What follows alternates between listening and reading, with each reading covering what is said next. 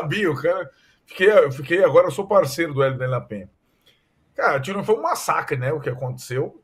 Eu acho que ele reflete um pouco a diferença entre os times, a diferença de investimento, o nível dos times, cara.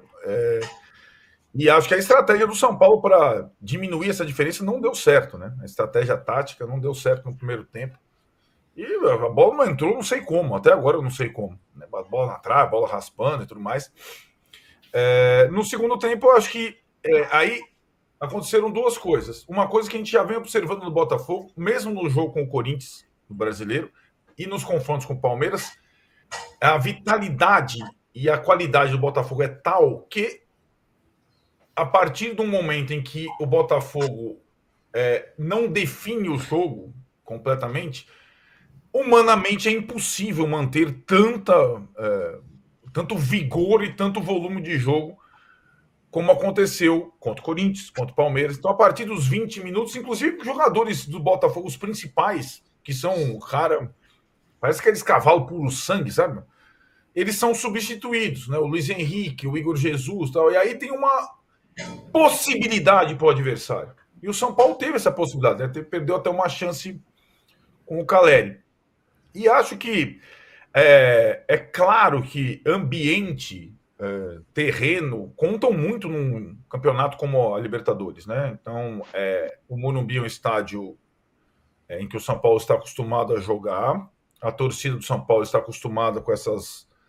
Está se recostumando, pelo menos, às noites de Libertadores. Não é grama sintética, o que conta muito nessa questão física e de vitalidade. É grama natural. Acho que o São Paulo tem condição diferente do Botafogo de, no final de semana, descansar alguns dos principais jogadores, mesmo enfrentando um adversário muito bom internacional, mas não tem outra alternativa. O Botafogo é líder do brasileiro e tem o Fluminense, para tentar equilibrar as coisas de novo na quarta-feira e tentar a vitória. Mas, cara, eu vejo assim, às vezes a diferença do investimento ela não é tão visível na prática no campo. Dessa vez, não é só pelo investimento, porque o Botafogo conseguiu ter um conjunto e um time muito bons. Então, na prática, o Botafogo é um time de 2024, como disse o Textor, de 60 milhões de euros. O São Paulo é um time de 600 mil euros. E os principais jogadores do Botafogo estão todos no auge da carreira, da forma. 26, 24, 25. Os principais jogadores do São Paulo já não estão mais no auge da carreira, nenhum deles. Então tem uma diferença grande ainda, técnica e física, a favor do Botafogo. Né? A questão é que, como aquela expressão do futebol voltar vivo, o São Paulo voltou vivo, não perdeu fora de casa. Mas eu entendo que para se classificar, vai ter que fazer algo diferente do que vem fazendo. Né? Que é tentar cozinhar o jogo, ou às vezes fazer cera, como disse o Hélio de la Penha, e que os seus principais jogadores, já não no auge, quando tiverem uma oportunidade, eles têm que botar a bola na casinha. O Lucas teve contra o Galo, cabeceou para fora. O Luciano teve contra o Galo cara a cara, chutou no goleiro. O Caleri teve cara a cara contra o Botafogo, chutou para fora. Contra times como esse, você tem que guardar, senão não tem muitas outras para você fazer a diferença, né? Então, o confronto está aberto, concordo com a turma daqui e da enquete, mas eu vejo times de níveis muito diferentes. 5 titulares do Botafogo hoje foram contratados na janela do meio do ano. Simplesmente isso. E os caras são bons para Dedéu. Aquele Vitinho, lateral direito, para quem não conhecia da Primeira League, foi apresentado contra o São Paulo.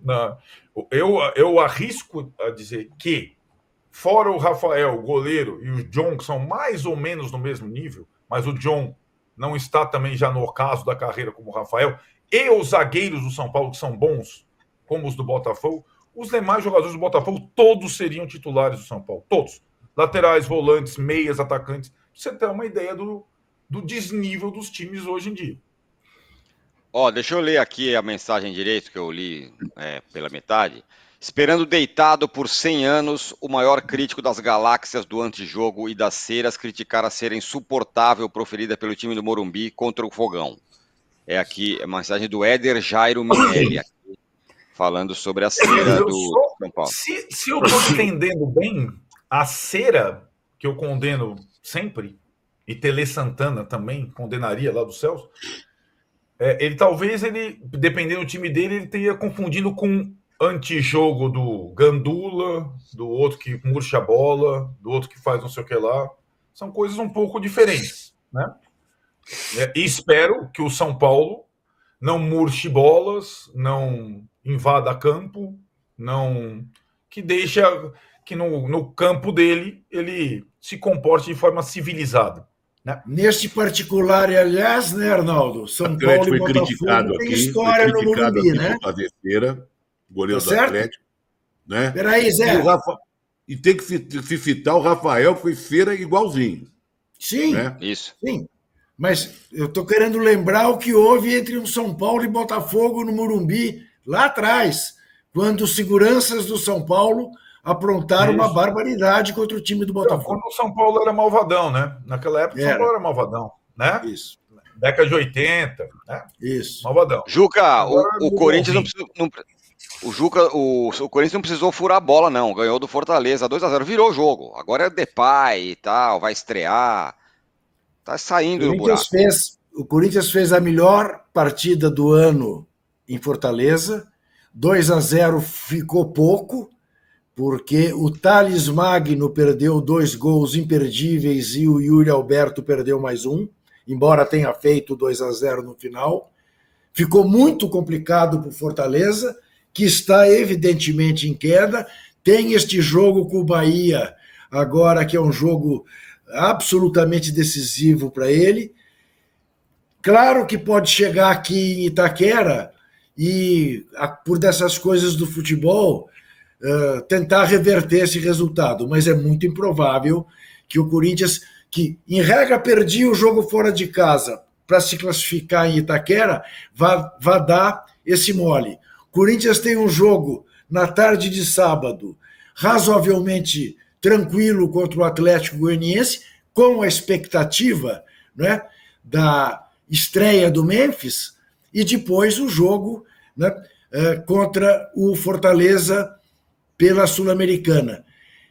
Sem dúvida, externamente o clima no Corinthians mudou.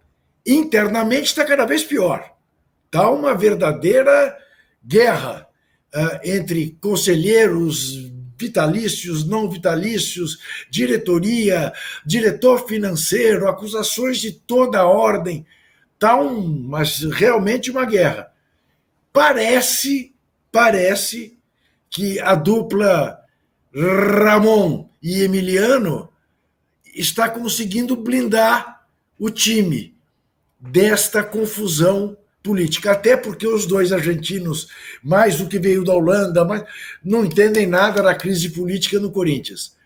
Mas vamos ter amanhã, provavelmente, recorde de público em Itaquera, porque esgotou o ingresso, tudo só com a perspectiva, não a garantia, da estreia do Depay, do Memphis, para usar o nome que ele gosta que seja usado. Agora, a exibição do Corinthians em Fortaleza, principalmente no segundo tempo, foi absolutamente surpreendente.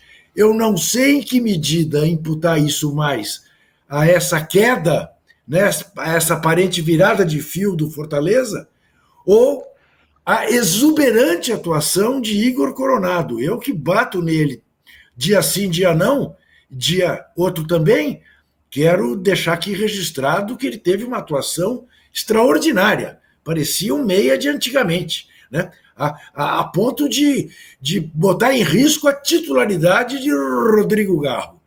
Vamos ver como o Corinthians se comporta amanhã neste jogo, que nem é de 6 pontos, é jogo para garantir os 3 contra o time que está na rabeira, o Atlético Goianiense. Muito bem.